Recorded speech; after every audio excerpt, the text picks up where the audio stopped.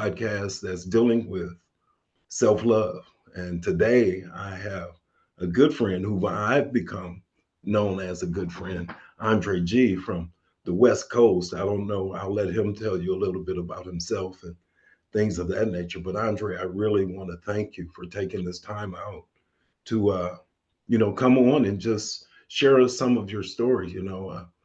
I developed this podcast and this platform only to get the message out that self love is so important. And so it's geared towards self love through recovery or through whatever means that we find self love. I wanted to invite you on and again, just welcome and tell me a little bit about yourself. I too want to thank you for asking me to come out and share on self-love. And love is an action word, as we all know. And one of the things I wasn't doing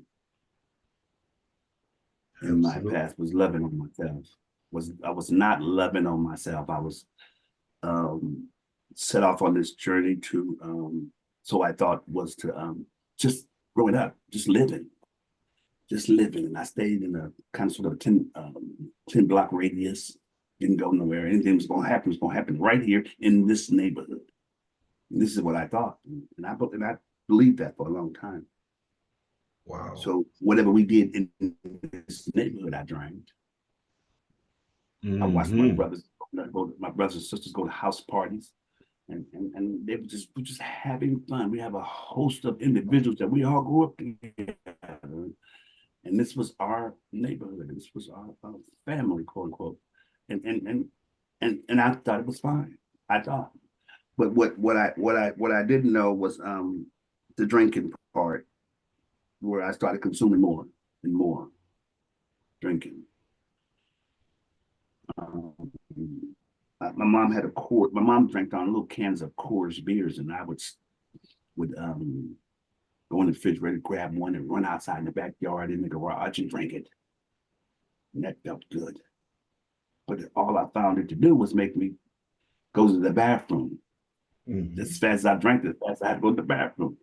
So all this ain't nothing. But, I still consumed alcohol. I started getting some of the hard stuff, hard liquor, brown liquor, white liquor, beers. Old English 800 was one of our favorites. Everybody on the block drank Old English 800. Or Sliss Malt Liquor Bull for us. But yeah, go ahead.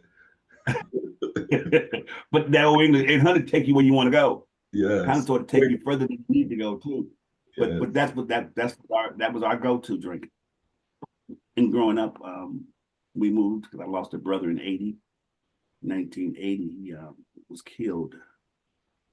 And then my oldest brother moved to Oakland, California, because I reside in Los Angeles, California. But he moved to Oakland, California to be with my dad, and that was fine.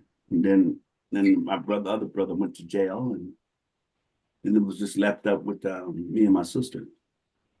Wow. And then when my brother got killed, my mom moved to another neighborhood, and now here I am, the man of the house. I have to grow up faster than I needed to. And I was just entering into high school, but now I'm the man of the house. Wow. So I had to protect the family in this neighborhood that me, my mom, and sister didn't know nothing about. And I had a little niece. So hanging around with a bunch of my friends, they started providing me with pistols, shot, things of that nature. So I'm this tough guy trying to protect my family, but I'm still consuming alcohol.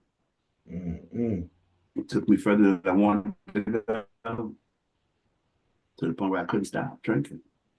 Couldn't stop. Got a job, found a job. I was in construction and trying to go to high school, and dropped out of high school and kept drinking.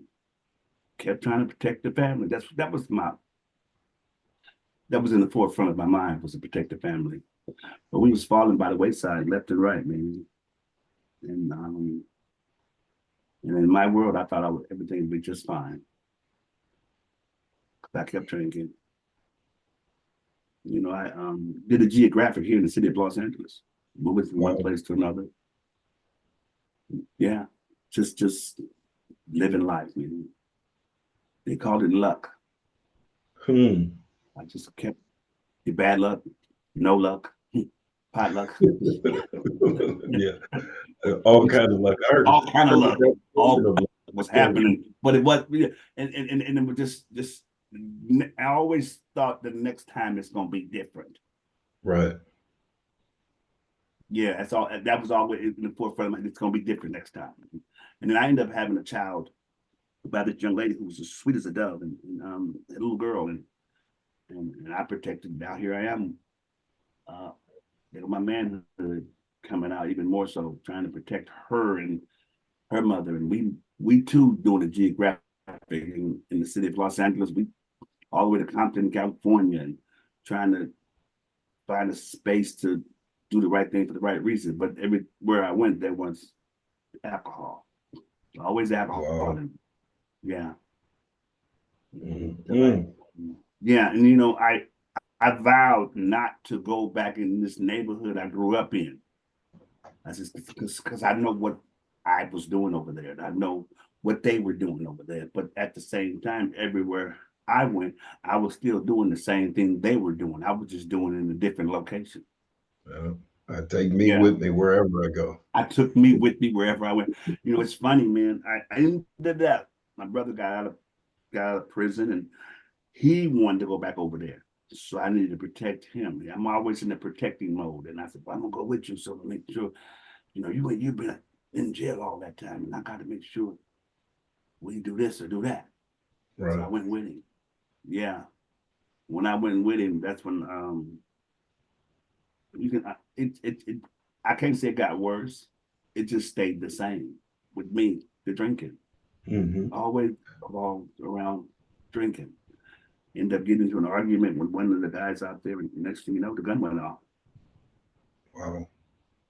Yeah, that's how I lost my sight, and um, I was ashamed of that. Mm-hmm. To be honest with you, totally ashamed of it because how could I tell somebody what happened? Folks didn't care too much about gang members. Folks didn't care too much about the alcoholic who um, caused these problems upon himself, in Right. which I did. So now how can I explain this to others Mm. who ask me outside of everybody who was there, outside of the people who was in the area knew what happened. So I kept that a secret to myself. Right. I called it a drive-by at one point. Mm-hmm. Drive-by shooting, blah blah blah, which was a lie. Mm-hmm. And I lived with that lie for a long time. Wow.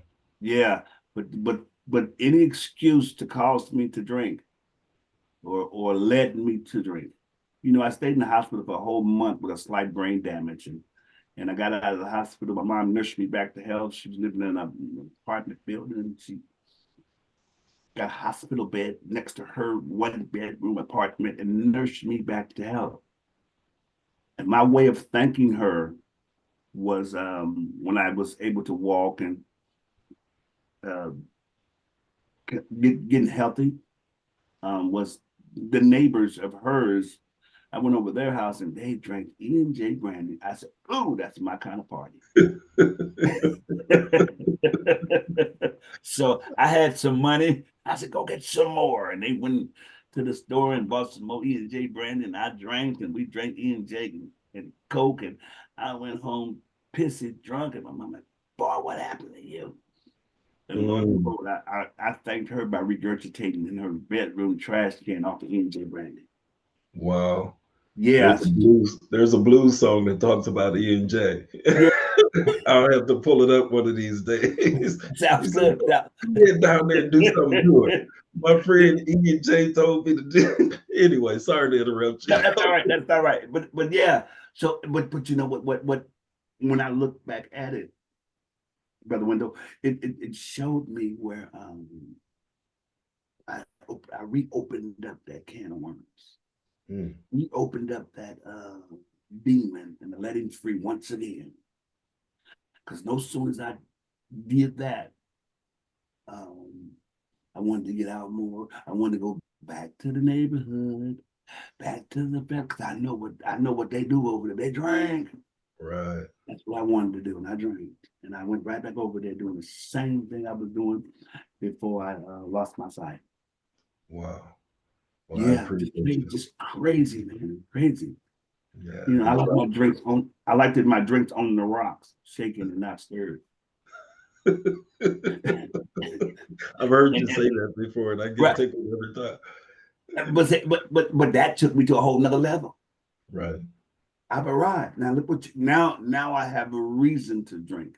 Now I have a reason to consume myself with any mind altering substances I chose because look what you've done to me. Right. That was my Wow. reason. And I did Wow. that for an extended period of time. But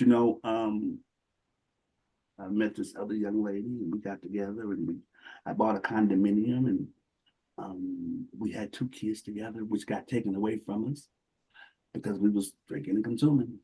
Wow. And I'm trying to pay for this condominium, and things got so bad where I lost it all. Mm. Yeah, I go. They got luck again. Bad luck. There go that word Bad luck. again. That word, that luck again. And I kept looking at, dang, what am I doing wrong? And, you know, it's funny, man. I was so embarrassed and ashamed. I bought the condominium on the same street my mom lived on.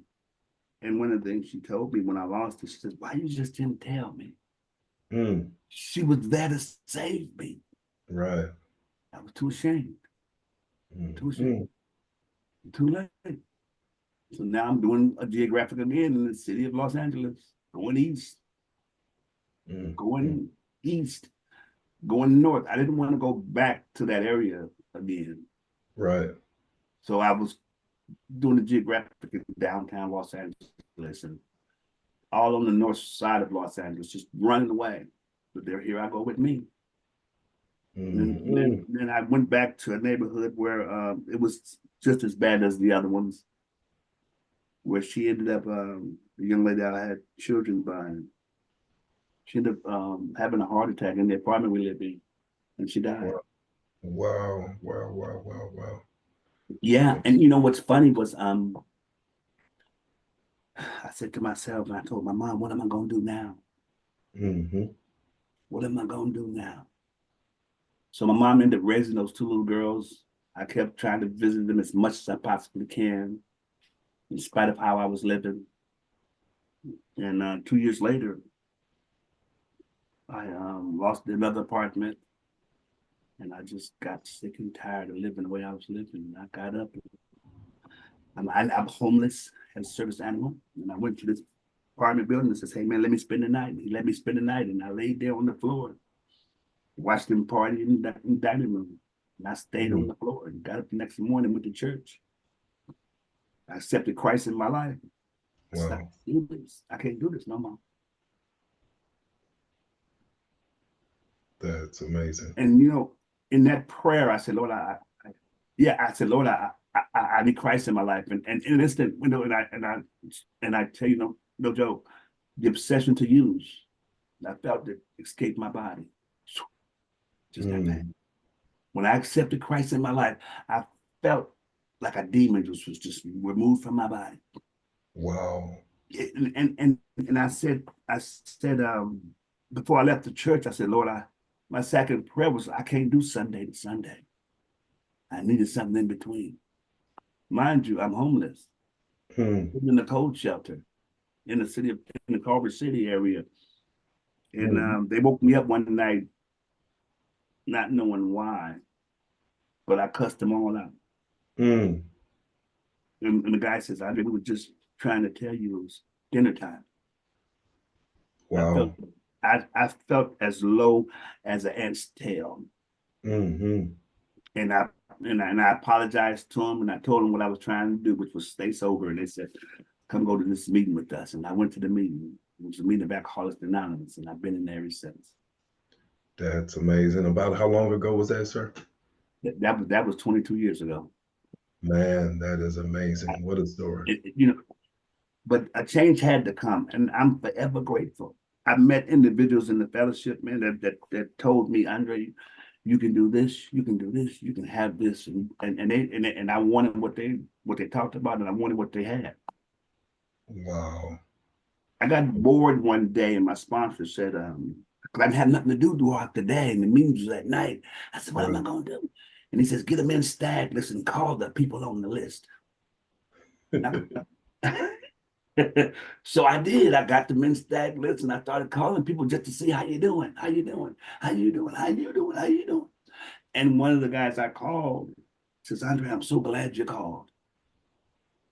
And he had glaucoma. He said he was losing his eyesight. He didn't know what to do. Mm. And so I told him what someone told me to go get him a cane and do this and do that. And we became good friends, man.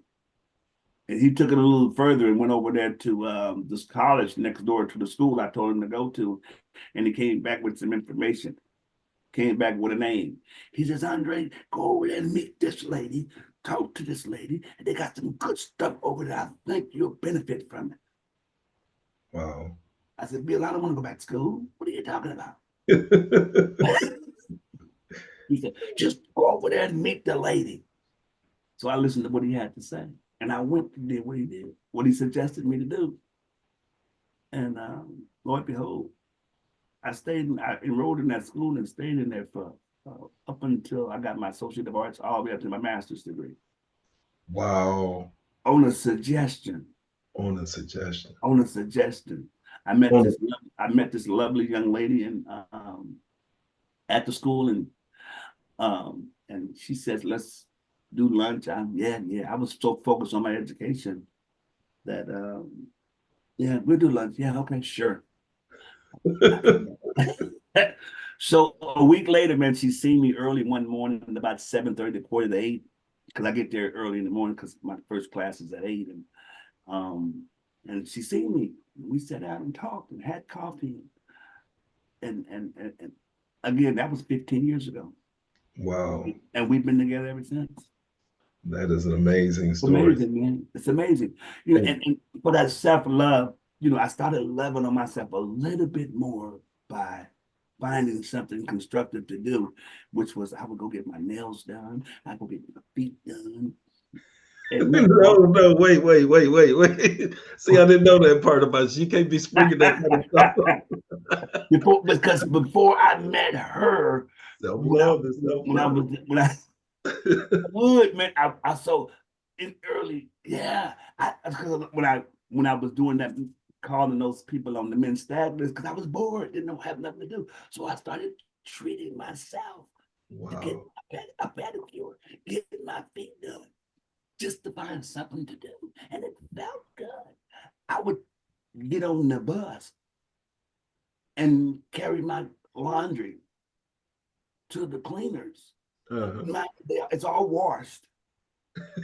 My pants and shirt. I would get on the bus and carry all my clothes to the cleaner and just press these and starch this and do that.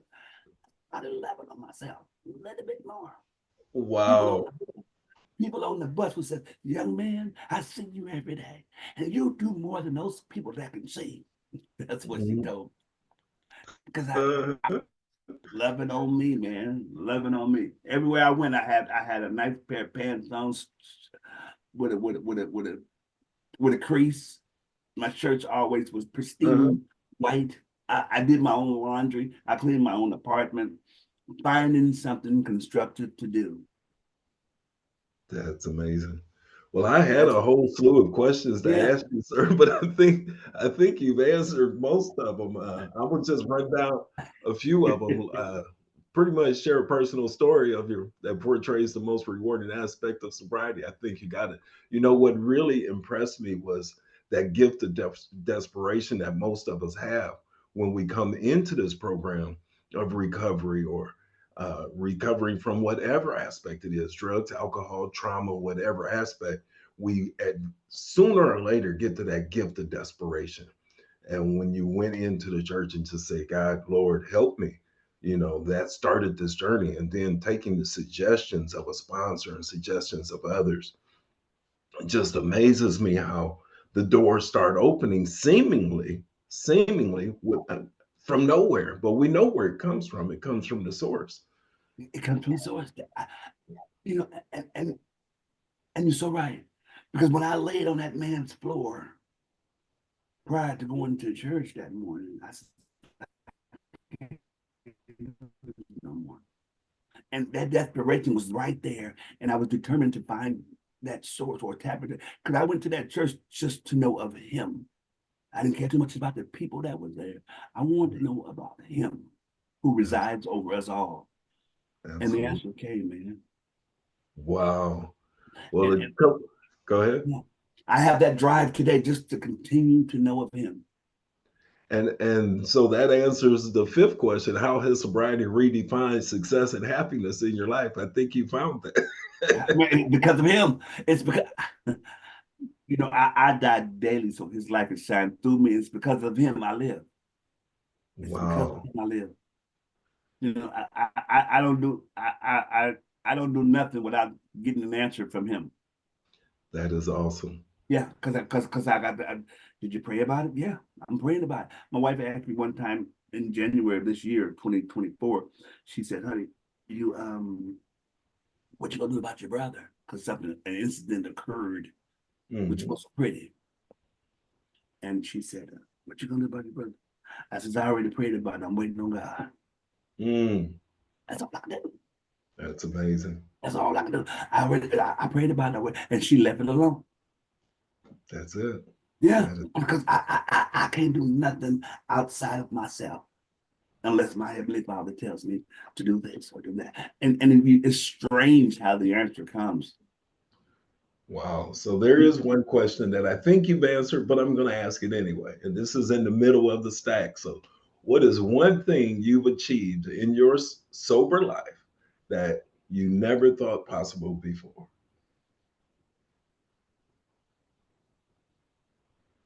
A I've master's achieved, degree. I've achieved, it's a couple of things, but one of the things I've achieved was that inner peace, That's self love. that Wow. self love, that inner peace, man. I have so much self love for Andre. It's amazing. And that's that inner peace that comes, you know, that comes out. It just, it's agape love. Agape And I love. love it. Yeah. You know, one of my mentors, and I think we spoke briefly about Reverend Michael Beckwith, and my life evolved sort of like yours, not in the same exact area, but yes, I had the gift of desperation. And a friend of mine introduced me to Michael Beckwith. And Michael Beckwith, one day I was listening to one of his podcasts, mentioned the acorn. And Mm-hmm. that was a pivotal portion in my life. I grew up around oak trees. Oak trees is a symbol of strength and all kind of things. But we used to play neighborhood tag.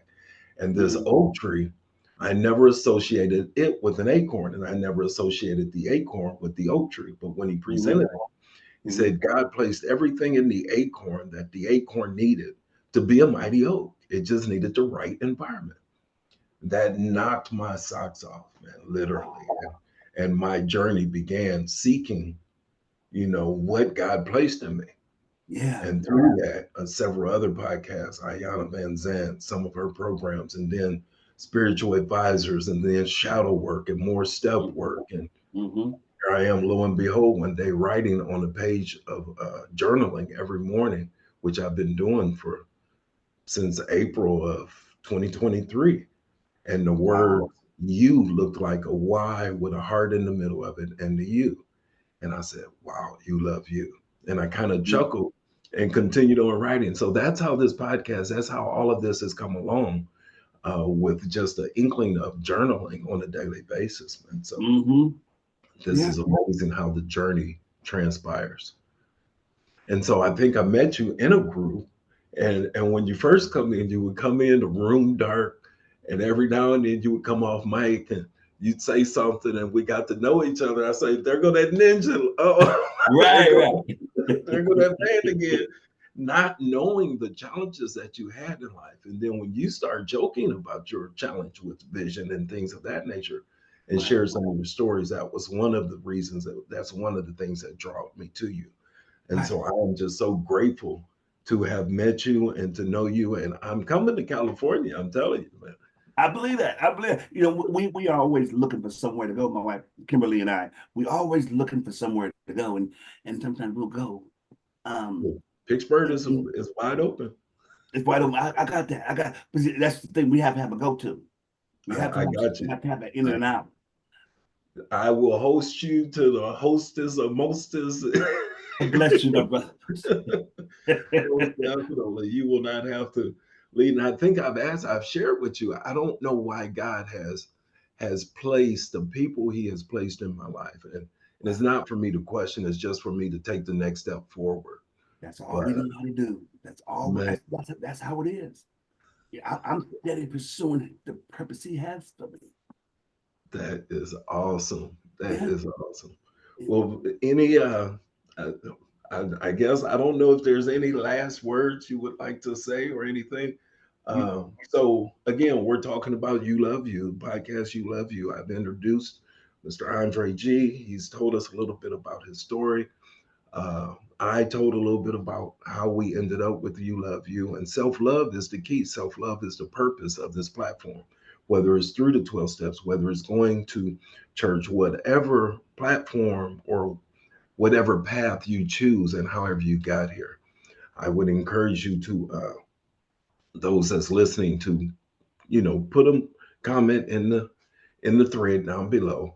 Tell me about your journey. Maybe we can have you on as a guest to share experience, strength, and hope. Because I know for a fact the 12 Steps of Alcoholics Anonymous, people like this, rooms like this, journaling, praying, at shadow work, and all of those things have helped me recover from a seemingly hopeless state of mind and body. And it is just a beautiful thing to have you here. So, any last words you'd like to share with us? to those who are listening or have the time to explore this podcast, it's important that we look a little deeper inside of ourselves, because there is some unique talent that we all possess, and I think we should just open that door and allow that light to shine. It's because of him he lives, and he's living inside of each and every last one of us. Allow Wow. his light to shine through you, so you can make a difference to this world. Wow, what great words of Yeah. wisdom, and drop the mic for sure. I was nervous. I was telling my girlfriend that I was nervous and I didn't know how do you treat somebody? And I'll tell you the story of a visually challenged friend that I used to go to AA meeting. I saw him at an auto dealer at what is it? Anyway, an auto parts store. And as the driver got out the car and went on in, and he got out, I said, "Hey, man, that's a friend of Bill W." And we talked. And he kind of went on, after that, we Right. salutated and things of that nature. But he went around the car, and my departing words to him was, "Hey, man, I'll see you later." And I said, "Ooh, that's probably," he turned around and said, "Yeah, I'll see you later too." And I was like, "Ooh, that Right, probably right, wasn't a right, good right. thing to say to him." Anyway, I'm Folks sure you get those kind of things in get life. all the time. Folks forget. I was talking to a young lady in my church a few Sundays ago, and I said, "Hey, I'm looking for this particular girl, right?" She turns, "Andre, is her hair short?" If you say so. And then she realized what she said. She's so short. And it's okay. I understand. Wow. It is so good to be able to chop it up with you, sir. Always a pleasure, man. Thank you, man. I appreciate you, man. You know what Thank they you, always sir. say, KCB, I'm gonna keep coming back. Really? Many blessings to you, sir. I just appreciate you. And pass the propers to the family. And thank you for taking this time out I early appreciate this you, man. morning. I know it's early your time. Man, it's So, damn near 6 o'clock, which is fine because you talked about the guy going to the auto parts store. We have an appointment at 9. She's seen a vehicle she'd like to take a look at. oh. So I don't know if I should accidentally leave my wallet at home. But I'm just saying. No,